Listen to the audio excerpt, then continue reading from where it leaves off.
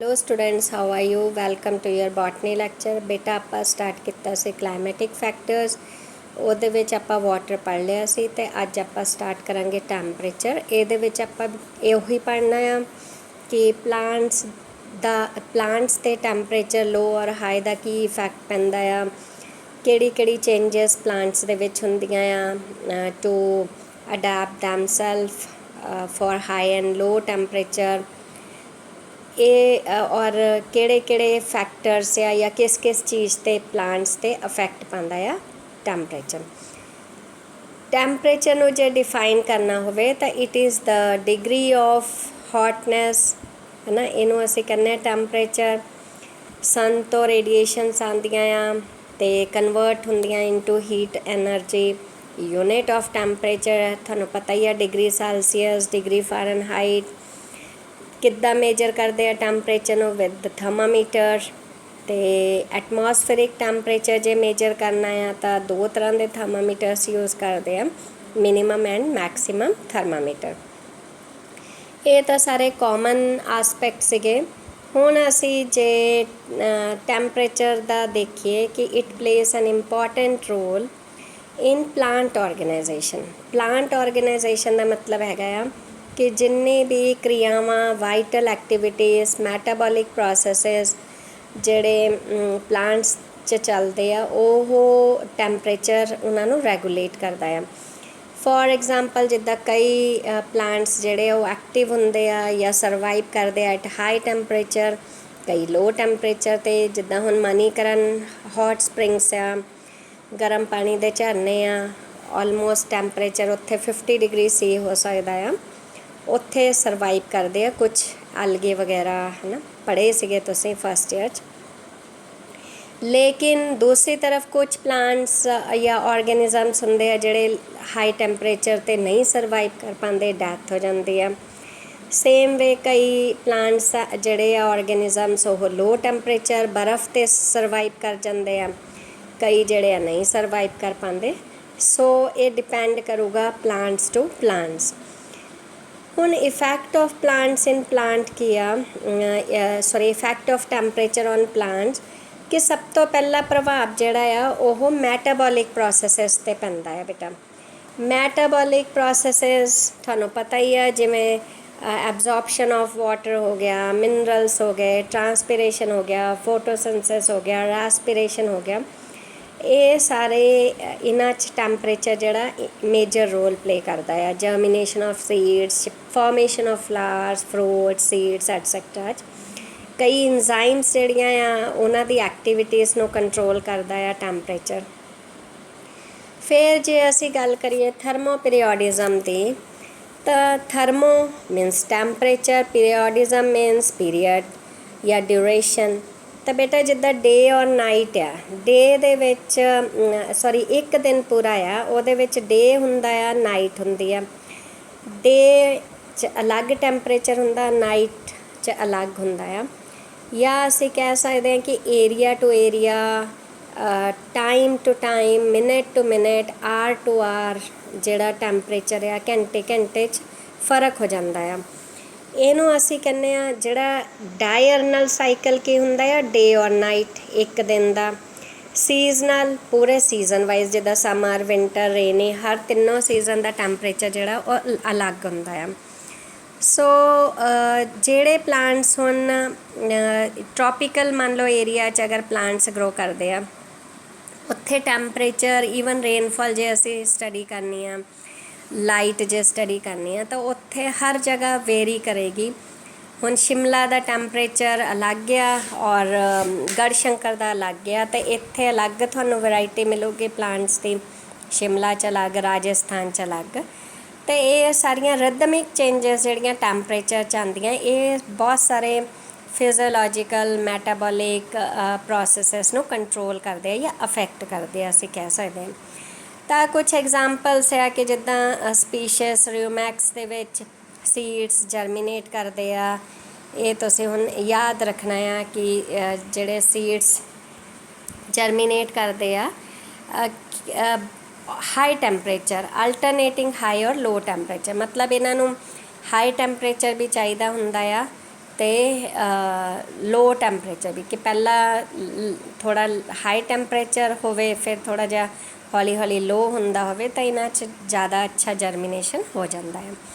Same way growth of plants ਵੀ ਆਈਆਂ ਕਿ ਹਾਈ ਟੈਂਪਰੇਚਰ ਅਤੇ ਲੋ ਟੈਂਪਰੇਚਰ 'ਤੇ ਮੀਨਸ ਸਟਾਰਟਿੰਗ 'ਚ ਇੱਕਦਮ ਹਾਈ ਚਾਹੀਦਾ ਆ, ਫਿਰ ਹੌਲੀ ਹੌਲੀ ਜਦੋਂ ਗਰੋ ਹੋ ਜਾਂਦਾ ਸੀਡਲਿੰਗ ਆ ਜਾਂਦਾ ਤਾਂ ਲੋ ਟੈਂਪਰੇਚਰ ਚਾਹੀਦਾ ਆ, ਜਾਂ ਟੋਟਲੀ ਹਾਈ ਟੈਂਪਰੇਚਰ ਚਾਹੀਦਾ ਆ, ਜਾਂ ਟੋਟਲੀ ਲੋ ਟੈਂਪਰੇਚਰ ਚਾਹੀਦਾ। ਸੋ ਆਲ ਦੀਸ ਫੈਕਟਰਸ ਜਿਹੜੇ ਆ ਅਫੈਕਟ ਕਰਦੇ ਆ ਗਰੋਥ ਆਫ ਦਾ ਪਲਾਂਟ। ਫਿਰ ਬੇਟਾ ਨੈਕਸਟ ਜਿਹੜਾ ਟੋਪਿਕ ਹੈਗਾ ਆ ਉਹ ਵਰਨੇਲਾਈਜੇਸ਼ਨ। ਵਰਨੇਲਾਈਜੇਸ਼ਨ ਕੀ ਹੁੰਦਾ ਆ? ਵਰਨੇਲਾਈਜੇਸ਼ਨ ਜਦੋਂ ਅਸੀਂ ਲੋ ਟੈਂਪਰੇਚਰ ਦਾ ਟਰੀਟਮੈਂਟ ਦਿੰਦੇ ਆ ਪਲਾਂਟਸ ਨੂੰ ਤਾਂ ਕਿ ਉਹ 'ਚ ਫਲਾਰਿੰਗ ਜਿਹੜੀ ਆ ਸਕੇ, ਇਨੀਸ਼ੀਏਟ ਹੋ ਸਕੇ, ਫਲਾਰਿੰਗ ਉਹਨਾਂ 'ਚ ਡੈਵਲਪ ਹੋ ਸਕੇ, ਫਲਾਰਸ ਆ ਸਕਣ, ਉਹਨੂੰ ਆਪਾਂ ਕਹਿ ਦਿੰਦੇ ਆ ਵਰਨੇਲਾਈਜੇਸ਼ਨ। ਹੁਣ ਇਹ ਡਿਪੈਂਡ ਕਰੂਗਾ ਕਿ ਚਾਹੇ ਤੁਸੀਂ ਸੀਡਸ ਜਿਹੜੇ ਆ ਉਹਨਾਂ ਨੂੰ ਤੁਸੀਂ ਲੋ ਟੈਂਪਰੇਚਰ 'ਤੇ ਦਾ ਟਰੀਟਮੈਂਟ ਦੇ ਕੇ ਉਹਨੂੰ ਚਿਲਿੰਗ ਟਰੀਟਮੈਂਟ ਵੀ ਕਹਿ ਦਿੰਦੇ ਆ, ਫਿਰ ਤੁਸੀਂ ਉਹਨਾਂ ਨੂੰ ਗਰੋ ਕਰੋ ਅਤੇ ਉਹਨਾਂ 'ਚ ਫਲਾਰਸ ਈਜ਼ੀਲੀ ਆ ਜਾਂਦੇ ਆ, ਜਾਂ ਡਾਇਰੈਕਟ ਕਈ ਪਲਾਂਟਸ ਨੂੰ ਚਿਲਿੰਗ ਟਰੀਟਮੈਂਟ ਦੇਣਾ ਪੈਂਦਾ ਅਤੇ ਉਹਨਾਂ ਦੇ ਫਿਰ ਗਰੋਇੰਗ ਸੀਜ਼ਨ 'ਚ ਫਲਾਰਿੰਗਸ ਜਿਹੜੇ ਆ ਈਜ਼ੀਲੀ ਆ ਜਾਂਦੇ ਆ। That process is called as vernalisation. ਫਿਰ ਬੇਟਾ ਹੈਗਾ ਆ effect of temperature on vegetation pattern and composition. ਤਾਂ ਜਿੱਦਾਂ ਮੈਂ ਪਹਿਲਾਂ ਹੀ ਦੱਸਿਆ ਕਿ ਫੋਰ ਐਗਜ਼ਾਮਪਲ ਗਲੋਬ ਆ ਪੋਲਸ ਆ, ਇਕੁਏਟਰ ਆ ਏਰੀਆਸ ਆ, ਕਿਤੇ ਕੰਟੀਨੈਂਟ ਹੋਏਗਾ, ਸਮੁੰਦਰ ਹੋਏਗਾ, ਆਈਲੈਂਡਸ ਵਗੈਰਾ ਹੈ ਨਾ। ਹਰ ਜਗ੍ਹਾ ਟੈਂਪਰੇਚਰ ਵੀ ਅਲੱਗ-ਅਲੱਗ ਆ, ਵੈਰਾਈਟੀ ਆਫ ਪਲਾਂਟਸ ਵੀ ਅਲੱਗ-ਅਲੱਗ ਹੋਣੀ ਆ, ਉਹਨਾਂ ਦੇ ਕਰੈਕਟਰਸ ਵੀ ਅਲੱਗ-ਅਲੱਗ ਹੋਣਗੇ। ਤਾਂ ਇਹ ਹੁੰਦਾ ਆ ਡਿਸਟਰੀਬਿਊਸ਼ਨ ਆਫ ਪਲਾਂਟਸ ਜਾਂ growth pattern of plants according to temperature ਜਾਂ ਏਰੀਆ ਵਾਈਜ਼, ਇਹਨੂੰ ਅਸੀਂ ਕਹਿ ਸਕਦੇ ਹਾਂ। ਫਿਰ ਕੁਛ ਜਿਹੜੇ ਇੰਜਰੀਜ਼ ਹੋ ਜਾਂਦੀਆਂ ਆ ਹਾਈ ਟੈਂਪਰੇਚਰ, ਕਈ ਪਲਾਂਟਸ ਹਾਈ ਟੈਂਪਰੇਚਰ ਨਹੀਂ ਬਰਦਾਸ਼ਤ ਕਰ ਪਾਉਂਦੇ ਤਾਂ ਉਹਨਾਂ 'ਚ ਜਿੱਦਾਂ ਯੈਲੋਇੰਗ ਆਫ ਲੀਵਸ, ਮਤਲਬ ਹਾਈ ਟੈਂਪਰੇਚਰ 'ਤੇ ਕਲੋਰੋਫਿਲ ਕੰਟੈਂਟ ਜਿਹੜਾ ਉਹ ਡੈਮੇਜ ਹੋ ਜਾਂਦਾ ਆ, ਜਿਹਦੇ ਕਾਰਨ ਯੈਲੋ ਹੋ ਜਾਂਦੀਆਂ ਲੀਵਸ। ਵਿਲਟਿੰਗ ਮੈਨੇ ਮੁਰਝਾਉਣਾ, ਕਈ ਵਾਰ ਦੇਖੇ ਨਾ ਟਿੱਪ ਤੋਂ ਮੁਰਝਾਉਣੀਆਂ ਸ਼ੁਰੂ ਹੋ ਜਾਂਦੀਆਂ, ਅੱਜ ਕੱਲ੍ਹ ਤੁਸੀਂ ਬਾਹਰ ਨਿਕਲ ਕੇ ਦੇਖੋ ਗਮਲਿਆਂ ਵਗੈਰਾ 'ਚ। ਲੀਵ ਸਕ੍ਰੈਚ, ਇਹ ਜਿੱਦਾਂ ਕਿਨਾਰਿਆਂ ਤੋਂ ਟਿੱਪ ਤੋਂ ਪੱਤੀ ਜਲੀ ਥੋੜ੍ਹੀ ਹੁੰਦੀ ਆ, ਬਿਲਕੁਲ ਸੁੱਕੀ ਹੋ ਜਾਈ ਬਰਾਊਨ ਕਲਰ ਦੀ ਹੋ ਜਾਂਦੀ ਆ, ਉਹਨੂੰ ਲੀਫ ਸਕ੍ਰੈਚ ਕਹਿੰਦੇ ਆ। ਫਰੂਟ ਸਕੈਲਡ ਜਿਹੜਾ ਆ ਕਰੈਕਸ, ਜਦੋਂ ਫਰੂਟਸ ਡੈਵਲਪ ਹੋ ਜਾਂਦੇ ਆ, ਰਾਈਪ ਹੋਣੇ ਸ਼ੁਰੂ ਹੁੰਦੇ ਆ, ਉਹਨਾਂ 'ਚ ਦਰਾਰਾਂ ਆ ਜਾਂਦੀਆਂ ਆ ਹਾਈ ਟੈਂਪਰੇਚਰ ਦੇ ਕਾਰਨ। ਸਨ ਸਕੈਲਡ, ਇਹ ਵੀ ਅਫੈਕਟ ਕਰਦਾ ਆ। ਟਰੀ ਟਰੰਕਸ, ਸਟੈਮ ਵਗੈਰਾ 'ਤੇ ਟਰੀ ਦੀ ਫਟ ਜਾਂਦੀ ਆ ਕਿਉਂਕਿ ਉਹ 'ਚ ਪਾਣੀ ਦੀ ਕਮੀ ਆ ਜਾਂਦੀ ਆ, moisture content the, due to high temperature ਟਰਾਂਸਪੀਰੇਸ਼ਨ ਜ਼ਿਆਦਾ ਹੋ ਜਾਂਦਾ ਹੈ ਤਾਂ ਫਟ ਜਾਂਦੀ ਆ। ਸੇਮ ਵੇ ਸਟੈਮ ਗਰਡਲ, ਸਟੈਮ ਗਰਡਲ ਬੇਟਾ ਜਿੱਦਾਂ ਹੁਣ ਟੈਂਪਰੇਚਰ ਵਧਿਆ, ਮਿੱਟੀ ਵੀ ਬਹੁਤ ਜ਼ਿਆਦਾ ਗਰਮ ਹੋ ਜਾਂਦੀ ਆ, ਤਾਂ ਜਿਹੜੇ ਮਿੱਟੀ 'ਤੇ ਜਿਹੜੇ ਪੌਦੇ ਲੱਗੇ ਹੁੰਦੇ ਬਿਲਕੁਲ ਆ ਬੇਸਲ ਪਾਰਟਸ ਜਿਹੜੇ ਆ ਮਿੱਟੀ ਦੇ ਕੰਟੈਕਟ ਵਾਲੇ, ਇਹ ਸਾਰੇ ਡੈਮੇਜ ਹੋ ਜਾਂਦੇ, ਇਹਨਾਂ 'ਚ ਦਰਾਰਾਂ ਆ ਜਾਂਦੀਆਂ ਅਤੇ ਦਿਸ ਇਜ਼ ਸਟੈਮ ਗਰਡਲ। ਫਿਰ ਨੈਕਸਟ ਅਸੀਂ ਇਹਦੇ ਵਿੱਚ ਕੁਛ ਹੋਰ ਜਿਹੜੇ ਇਫੈਕਟਸ ਆ ਔਨ ਪਲਾਂਟਸ ਉਹ ਦੇਖਣੇ ਆ ਕਿ ਫੋਰ ਐਗਜ਼ਾਮਪਲ ਜਿਹੜਾ ਜਰਮੀਨੇਸ਼ਨ ਆਫ ਸੀਡਸ ਤਾਂ ਆਪਾਂ ਪਹਿਲਾਂ ਵੀ ਪੜ੍ਹ ਚੁੱਕੇ ਹਾਂ ਕਿ ਸੀਡਸ ਜਿਹੜੇ ਆ ਹਾਈ ਟੈਂਪਰੇਚਰ 'ਤੇ ਇਨਹਿਬਿਟ ਹੋ ਜਾਂਦਾ ਹੈ ਜਰਮੀਨੇਸ਼ਨ, ਕਈਆਂ ਦੇ ਵਿੱਚ ਇੰਡਿਊਸ ਹੋ ਜਾਂਦਾ ਹੈ ਜਰਮੀਨੇਸ਼ਨ। ਸੋ ਇਹ ਡਿਪੈਂਡ ਕਰੂਗਾ। ਫਿਰ ਬੇਟਾ ਮੋਰਫੋਲੋਜੀਕਲ ਅਡੈਪਟੇਸ਼ਨਸ ਕੁਛ ਹੁੰਦੀਆਂ ਆ ਪਲਾਂਟਸ ਦੇ ਵਿੱਚ, ਫਿਜ਼ੀਓਲੋਜੀਕਲੀ ਅਡੈਪਟੇਸ਼ਨਸ ਹੋ ਜਾਂਦੀਆਂ ਆ ਤਾਂ ਕਿ ਉਹ ਆਪਣੇ ਆਪ ਨੂੰ ਬਚਾ ਸਕਣ ਕੋਲਡ ਔਰ ਚਿਲਿੰਗ ਟਰੀਟਮੈਂਟ ਤੋਂ, ਫਰੋਸਟ ਤੋਂ, ਕੋਰੇ ਤੋਂ, ਅਹਿਣ ਤੋਂ ਬਚਾ ਸਕਣ ਜਾਂ ਸਨੋ ਤੋਂ ਬਚਾ ਸਕਣ ਆਪਣੇ ਆਪ ਨੂੰ। ਤਾਂ ਉਹ ਅਡੈਪਟੇਸ਼ਨਸ ਹੈਗੀਆਂ ਆ ਕਿ for example sugars and fats. ਹੁਣ ਕਈ ਪਲਾਂਟਸ ਜਿਹੜੇ ਆ ਉਹ ਫਰੋਸਟ ਨੂੰ, ਕੋਰੇ ਨੂੰ ਬਰਦਾਸ਼ਤ ਕਰ ਪਾਉਂਦੇ ਆ ਕਿਉਂਕਿ ਉਹਨਾਂ 'ਚ ਕਪੈਸਿਟੀ ਹੁੰਦੀ ਆ, ਜਾਂ ਉਹ ਕੈਪੇਬਲ ਹੁੰਦੇ ਆ for converting their starch into sugar and fats. ਹੁਣ ਇਹ ਫੈਟ ਮੋਲੀਕਿਊਲਸ ਜਿਹੜੇ ਇਮਲਸ਼ਨ ਫਾਰਮ ਕਰ ਲੈਂਦਾ ਹੈ ਸ਼ੂਗਰ ਮੀਡੀਅਮ 'ਚ, ਔਰ ਜਿਹੜਾ ਇਹ ਫਰੀਜ਼ਿੰਗ ਪੁਆਇੰਟ ਹੁੰਦਾ ਆ ਪਾਣੀ ਦਾ ਉਹਨੂੰ ਘਟਾ ਦਿੰਦਾ ਆ। ਤਾਂ ਮੈਨੀ ਕੋਲਡ ਰੈਜ਼ਿਸਟੈਂਟ ਪਲਾਂਟਸ ਸਿੰਥੇਸਾਈਜ਼ ਕਰਦੇ ਆ ਜ਼ਿਆਦਾ ਸ਼ੂਗਰਸ, ਹੈ ਨਾ, ਨਿਊ ਫਰੋਸ ਰੈਜ਼ਿਸਟੈਂਟ ਪ੍ਰੋਟੀਨਸ, ਤਾਂ ਕਿ ਉਹ ਹਾਇਰ ਜਿਹੜੇ ਰੈਜ਼ਿਸਟੈਂਟ ਹੋ ਸਕਣ ਹਾਇਰ ਸ਼ੂਗਰ ਕੰਸਨਟ੍ਰੇਸ਼ਨ ਦੇ, ਅਤੇ ਇਸ ਤਰ੍ਹਾਂ ਉਹ ਆਪਣੇ ਆਪ ਨੂੰ ਕੋਰੇ 'ਚ ਜਾਂ ਬਹੁਤ ਠੰਡ 'ਚ ਬਚਾ ਲੈਂਦੇ ਆ। ਸੇਮ ਵੇ ਕਈ ਵਾਰ ਪਲਾਂਟਸ 'ਚ ਅਵੇਲੇਬਲ ਫ੍ਰੀ ਵਾਟਰ ਹੁੰਦਾ ਆ, ਜਿਹੜਾ ਇੰਟਰਸੈਲੂਲਰ ਸਪੇਸਿਸ 'ਚ ਜਦੋਂ ਬਹੁਤ ਠੰਡ ਆਉਂਦੀ ਆ ਉਹ ਪਾਣੀ ਜਿਹੜਾ ਆਈਸ 'ਚ ਕਨਵਰਟ ਹੋ ਜਾਂਦਾ, ਚੇਂਜ ਹੋ ਜਾਂਦਾ ਆ, ਤਾਂ ਉਹ ਆਈਸ ਜਿਹੜੀ ਆ ਡੈਮੇਜ ਕਰ ਦਿੰਦੀ ਆ ਕੁਛ parts metabolic processes of plant ਦੇ। ਤਾਂ ਕਈ ਪਲਾਂਟਸ ਫਿਰ ਮੌਕੇ 'ਤੇ ਉਹਨਾਂ 'ਚ ਉਹ ਇੱਦਾਂ ਦੇ ਕੰਪੋਨੈਂਟਸ ਜਾਂ ਕੰਪਾਊਂਡਸ ਪ੍ਰੋਡਿਊਸ ਕਰ ਲੈਂਦੇ ਆ, ਡਿਵੈਲਪ ਕਰ ਲੈਂਦੇ ਆ। ਫੋਰ ਐਗਜ਼ਾਮਪਲ ਜਿੱਦਾਂ ਮਿਊਸੀਲੇਜ ਹੋ ਗਿਆ, ਪੈਕਟਿਕ ਕੰਪਾਊਂਡਸ ਹੋ ਗਏ, ਤਾਂ ਕਿ ਉਹ ਫਰੋਸਟ ਕੰਡੀਸ਼ਨ ਪਾਣੀ ਨੂੰ ਫ੍ਰੀ ਪਾਣੀ ਰਵੇ ਹੀ ਨਾ, ਅਤੇ ਉਹ ਪਾਣੀ ਜੰਮੂਗਾ ਨਹੀਂ, ਇਸ ਕਰਕੇ ਆਪਣੇ ਆਪ ਹੀ ਉਹ ਬਚ ਜਾਣਗੇ। ਓਵਰ ਵਿੰਟਰਿੰਗ ਪ੍ਰੋਪੈਗਿਊਲਸ। ਹੁਣ ਕਈ ਪਲਾਂਟ ਜਿੱਦਾਂ ਲਸਣ ਹੋਇਆ, ਅਦਰਕ ਹੋਇਆ, ਤੁਸੀਂ ਬਲਬ ਲਗਾਉਂਦੇ ਆ, ਟਿਊਬਰਸ ਲਗਾਉਂਦੇ ਆ, ਤਾਂ ਇਹ ਮਿੱਟੀ ਦੇ ਥੱਲੇ ਲੱਗਦੇ ਆ, ਤਾਂ ਇਹਨਾਂ ਦੇ ਨਾਲ ਹੀ ਕਈ ਵਾਰ ਮੈਰਿਸਟੈਮੈਟਿਕ ਬਰਡਸ ਇੱਥੇ ਡਿਵੈਲਪ ਹੋ ਜਾਂਦੀਆਂ ਆ। ਉਹ ਮੈਰਿਸਟੈਮੈਟਿਕ ਬਰਡਸ ਜਿਹੜੀਆਂ ਆ ਪ੍ਰੋਟੈਕਟ ਕਰਦੀਆਂ ਆ, ਇਹਨਾਂ ਨੂੰ ਮਦਦ ਕਰਦੀਆਂ ਆ ਟੂ ਉਸ ਸੀਜ਼ਨ ਨੂੰ ਬਰਦਾਸ਼ਤ ਕਰਨ ਦੀ। ਕਈ ਇੱਦਾਂ ਹੀ ਪਲਾਂਟਸ 'ਚ ਹੇਅਰਸ ਡਿਵੈਲਪ ਹੋਏ ਹੁੰਦੇ ਆ, ਹੈ ਨਾ, ਲੀਵਸ 'ਤੇ, ਰੂਟਸ 'ਤੇ ਪੜੇ ਆ ਨਾ, ਰੂਟ ਹੇਅਰਸ, ਹੈ ਨਾ, ਸਕੇਲਸ ਵਗੈਰਾ।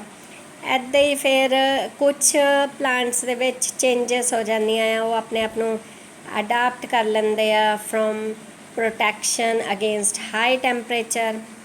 ਤਾਂ ਹਾਈ ਟੈਂਪਰੇਚਰ ਲਈ ਜਿੱਦਾਂ ਆਪਾਂ ਪੜ੍ਹਦੇ ਹਾਂ ਕਿਊਟੀਕਲ ਆਊਟਰਮੋਸਟ ਲੇਅਰ ਹੈ ਵੈਕਸੀ ਹੁੰਦੀ ਆ, ਤਾਂ ਇਹ ਬਚਾਉਂਦੀ ਆ। ਫਿਰ ਸਰਫੇਸ ਆਫ ਸਟੈਮ ਜਿਹੜਾ ਆ ਉਹ ਡਾਰਕ ਦੀ ਬਜਾਏ ਵਾਈਟ ਹੋ ਜਾਂਦਾ ਆ, ਤਾਂ ਉਹ ਹੀਟ ਨੂੰ ਰਿਫਲੈਕਟ ਕਰਦਾ ਰਹਿੰਦਾ ਆ। ਲੀਫ ਫਾਲ, ਕਈ ਡੈਸੀਡੀਅਸ ਟਰੀਜ਼ ਦੇ ਵਿੱਚ ਲੀਫ ਫਾਲ ਹੁੰਦਾ ਆ, ਉਹ ਵੀ ਨਵੀਆਂ ਲੀਵਸ ਆਉਣੀਆਂ, ਯੰਗ ਲੀਵਸ, ਉਹ ਬਚਾਉਂਦੀਆਂ ਆ ਪਲਾਂਟਸ ਨੂੰ ਅਗੇਂਸਟ ਹਾਈ ਟੈਂਪਰੇਚਰ।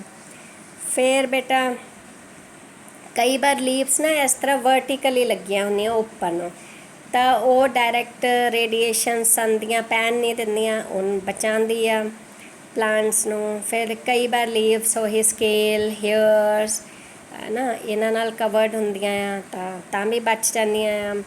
ਪਲਾਂਟਸ ਦੇ ਵਿੱਚ ਕੁਛ ਸਟੋਰੇਜ ਫੂਡ ਜਿਵੇਂ ਟੈਨਿਨ ਹੋ ਗਿਆ, ਐਂਥੋਸਾਇਨਿਨ ਹੋ ਗਿਆ, ਇਹ ਸਾਰੇ ਡਿਵੈਲਪ ਹੋ ਜਾਂਦੇ ਆ, ਜਿਹੜੇ ਕਿ ਬਚਾਉਂਦੇ ਆ ਇਹਨਾਂ ਨੂੰ। ਫਿਰ ਪਲਾਂਟਸ ਜਿਹੜੇ ਹਾਈ ਟੈਂਪਰੇਚਰ ਕੰਡੀਸ਼ਨ 'ਚ ਗਰੋ ਕਰਦੇ ਆ, ਉਹਨਾਂ ਦੇ ਵਿੱਚ ਲੋ ਮੋਇਸਚਰ ਕੰਟੈਂਟਸ ਹੁੰਦਾ ਆ ਪ੍ਰੋਟੋਪਲਾਸਮ ਦਾ, ਤਾਂ ਇਹ ਹੀਟ ਟੋਲਰੈਂਸ ਕਪੈਸਿਟੀ ਇਨਕਰੀਜ਼ ਕਰ ਦਿੰਦਾ ਆ। ਹਾਈ ਜਿਹੜਾ content of soluble carbohydrates, presence of mucilage ਜਿਹੜੇ ਹੈਗੇ ਆ, ਇਹ ਹੋਲਡਸ ਵਾਟਰ ਕੰਟੈਂਟ ਆਫ ਦਾ ਸੈੱਲ, ਅਤੇ ਇਹ ਇੰਪੋਰਟੈਂਟ ਫੈਕਟਰਸ ਆ ਜਿਹੜੇ ਪਲਾਂਟਸ ਨੂੰ ਪ੍ਰੋਟੈਕਸ਼ਨ ਪ੍ਰੋਵਾਈਡ ਕਰਦੇ ਆ ਅਗੇਂਸਟ ਹਾਈ ਟੈਂਪਰੇਚਰ। ਸੋ ਇਹ ਇੱਦਾਂ ਹੀ ਤੁਸੀਂ ਚੇਂਜਸ ਅਡੈਪਟੇਸ਼ਨਸ ਯਾਦ ਰੱਖਣੀਆਂ ਆ। ਨੈਕਸਟ ਅਸੀਂ ਛੋਟਾ ਜਿਹਾ ਟੌਪਿਕ ਬਚਿਆ ਆ ਇਹਦੇ ਵਿੱਚ ਕਿ ਡਿਸਟਰੀਬਿਊਸ਼ਨ ਆਫ ਪਲਾਂਟਸ ਕਿਵੇਂ ਦਾ ਹੁੰਦਾ ਆ। ਡਿਸਟਰੀਬਿਊਸ਼ਨ ਆਫ ਪਲਾਂਟਸ ਜਿਹੜਾ ਆ ਬੇਟਾ ਅਕੋਰਡਿੰਗ ਟੂ ਟੈਂਪਰੇਚਰ ਪਲਾਂਟਸ ਨੂੰ ਕਈ ਕੈਟਾਗਰੀਜ਼ 'ਚ ਡਿਵਾਈਡ ਕੀਤਾ ਆ। ਹੁਣ ਜਿੱਦਾਂ ਮੈਂ ਪਹਿਲਾਂ ਦੱਸਿਆ ਆ ਮਾਊਂਟੇਨ ਆ, ਪੀਕ 'ਤੇ ਹੋਰ ਟੈਂਪਰੇਚਰ ਹੁੰਦਾ, ਸਲੋਪ 'ਤੇ ਹੋਰ, ਪਲੇਨਸ 'ਤੇ ਹੋਰ, ਇੱਥੇ ਨਾਲ ਘਾਹ ਦੇ ਮੈਦਾਨ ਹੈ, ਇੱਥੇ ਟੈਂਪਰੇਚਰ ਹੋਰ ਹੋਣਾ ਆ, ਨਦੀਆਂ ਕੋਲ, ਸਮੁੰਦਰ ਕੋਲ ਹੋਰ ਹੋਣਾ ਆ। ਹਾਈ ਐਲਟੀਚਿਊਡ, ਹਾਈ ਲੈਟੀਚਿਊਡ, ਲੌਂਗੀਚਿਊਡ 'ਤੇ ਹੋਰ ਟੈਂਪਰੇਚਰ ਔਰ ਪਲਾਂਟਸ ਡਿਸਟਰੀਬਿਊਸ਼ਨ ਹੋਣੇ ਆ। ਟ੍ਰੋਪੀਕਲ, ਸਬ ਟ੍ਰੋਪੀਕਲ, ਹੁਣ ਇਹਨਾਂ ਦੇ ਬੇਸਿਸ 'ਤੇ ਜਿਹੜੇ ਏਰੀਆਜ਼ ਵੀ ਡਿਵਾਈਡ ਕੀਤੇ ਗਏ ਆ, ਉਹ ਟ੍ਰੋਪੀਕਲ, ਸਬ ਟ੍ਰੋਪੀਕਲ, ਡੈਸੀਡੀਅਸ, ਐਲਪਾਈਨ ਹੈ ਨਾ, ਦੇਖੋ ਆਰਕਟਿਕ ਪੋਲਸ ਦੇ ਕੋਲ ਆਰਕਟਿਕ ਰੀਜਨ ਆ, ਤੇ ਇਕੁਏਟਰ ਕੋਲ ਇੰਟਰ ਟ੍ਰੋਪੀਕਲ ਟ੍ਰੋਪੀਕਲ, ਆ ਦੇਖੋ ਹੈ ਨਾ ਲੈਟੀਟਿਊਡ ਐਲਟੀਟਿਊਡ, ਸਾਰਾ ਡਾਇਗਰਾਮ ਬਣਿਆ ਹੋਇਆ ਆ। ਤਾਂ ਇਹ ਜਿਵੇਂ ਜਿਵੇਂ ਦਾ ਏਰੀਆ ਉਵੇਂ ਉਵੇਂ ਟੈਂਪਰੇਚਰ ਅਤੇ ਉੱਦਾਂ ਹੀ ਪਲਾਂਟਸ ਦਾ ਡਿਸਟਰੀਬਿਊਸ਼ਨ ਹੈ। ਇੰਪੋਰਟੈਂਟ ਕੀ ਆ ਕਿ ਪਲਾਂਟਸ ਨੂੰ ਟੈਂਪਰੇਚਰ ਦੇ ਬੇਸਿਸ 'ਤੇ 4 ਕੈਟਾਗਰੀਜ਼ 'ਚ ਡਿਵਾਈਡ ਕੀਤਾ ਗਿਆ ਆ। ਫਸਟ ਇਜ਼ ਮੈਗਾਥਰਮ, ਇਹਦੇ ਵਿੱਚ ਟੈਂਪਰੇਚਰ ਜਿਹੜਾ ਆ ਹਾਈ ਹੁੰਦਾ ਆ, ਕਹਿ ਸਕਦੇ ਹਾਂ ਅਸੀਂ, ਔਰ ਜਨਰਲੀ ਅਬਵ 24 ਡਿਗਰੀ ਸੀ ਥਰੂ ਆਊਟ ਦਾ ਈਅਰ, ਮਤਲਬ ਇੱਕੋ ਹੀ ਟੈਂਪਰੇਚਰ ਰਹਿੰਦਾ ਆ ਟ੍ਰੋਪੀਕਲ ਰੇਨ ਫੋਰੈਸਟ ਦੇ ਵਿੱਚ। ਫਿਰ ਬੇਟਾ ਮੀਜ਼ੋਥਰਮਸ ਆ, ਇਹਦੇ ਵਿੱਚ high summer temperature about 24 degree C, ਅਤੇ ਉਹ ਆਲਟਰਨੇਟ ਹੋ ਜਾਂਦਾ ਹੈ with low temperature about 17 degree C, ਅਤੇ ਡੋਮੀਨੈਂਟ ਵੈਜੀਟੇਸ਼ਨ ਜਿਹੜੀ ਆ ਉਹ ਸਬ ਟ੍ਰੋਪੀਕਲ ਡੈਸੀਡੀਅਸ ਫੋਰੈਸਟ। ਡੈਸੀਡੀਅਸ ਉਹ ਹੁੰਦਾ ਜਿੱਥੇ ਪਤਝੜ ਹੁੰਦਾ ਆ। ਫਿਰ ਬੇਟਾ ਇਹਦੇ ਵਿੱਚ ਰਹਿ ਗਏ ਆ ਮੀਜ਼ੋਥਰਮ ਅਤੇ ਹੈਕਿਸਟੋਥਰਮ। ਮੀਜ਼ੋਥਰਮ ਕੀ ਆ, ਜਿਹੜੇ ਜਿਵੇਂ ਟੈਂਪਰੇਟ ਏਰੀਆਜ਼ ਔਰ ਅਪ ਟੂ 3000 ਮੀਟਰ ਹਾਈਟ 'ਤੇ ਜਿਹੜੇ ਫੋਰੈਸਟ ਵਗੈਰਾ ਰਹਿੰਦੇ ਆ ਜਾਂ ਪਲਾਂਟਸ ਹੁੰਦੇ ਆ, ਟ੍ਰੋਪੀਕਲ ਸਬ ਟ੍ਰੋਪੀਕਲ ਰੀਜਨਸ, ਟੈਂਪਰੇਚਰ ਵਿੰਟਰ 'ਚ ਲੋ ਹੁੰਦਾ ਆ 7 ਡਿਗਰੀ ਸੀ, ਅਤੇ ਸਮਰ ਦੇ ਵਿੱਚ 10 to 17 ਡਿਗਰੀ ਸੀ। ਮਤਲਬ ਸਮਰ ਵੀ ਉੱਥੇ ਇੰਡੀਆ ਨਾਲੋਂ ਤਾਂ ਠੰਡੀਆਂ ਹੀ ਹੁੰਦੀਆਂ, ਪਰ ਵੈਸੇ ਹੁਮ ਹੁੰਦਾ ਆ, ਕਹਿ ਸਕਦੇ ਹਾਂ। ਵਿੰਟਰਸ ਜਿਹੜੇ ਆ ਫਰੋਸਟ ਸਨੋ ਹੁੰਦੀ ਆ winters. Vegetation mix coniferous forest type ਹੁੰਦੀ ਆ। Then last is hekistotherms. ਹੁਣ ਹੈਕਿਸਟੋਥਰਮ ਦੇ ਵਿੱਚ ਆਰਕਟਿਕ ਐਲਪਾਈਨ, ਹੁਣੇ ਅਸੀਂ ਉਹ ਡਾਇਗਰਾਮ 'ਚ ਦੇਖਿਆ ਸੀਗਾ, ਵਿੰਟਰਸ ਲੰਬੀਆਂ ਹੁੰਦੀਆਂ ਆ, low temperature, abundant alternating with brief summer having temperature below 10 degrees C, vegetation arctic alpine type। ਤਾਂ ਇੱਕ ਟੇਬਲ ਆ, ਇਹਨੂੰ ਤੁਸੀਂ ਪੜ੍ਹ ਲਿਓ, ਉਹੀ ਚੀਜ਼ ਹੈ ਜੋ ਉੱਪਰ ਆਪਾਂ ਟੈਕਸਟ 'ਚ ਪੜ੍ਹੀ ਆ। ਪੜ੍ਹ ਲਿਓ, ਸੁਣ ਲਿਓ, ਨਹੀਂ ਸਮਝ ਆਇਆ ਦੁਬਾਰਾ ਪੁੱਛ ਲਿਓ। ਗੁੱਡ ਬਾਏ ਬੇਟਾ।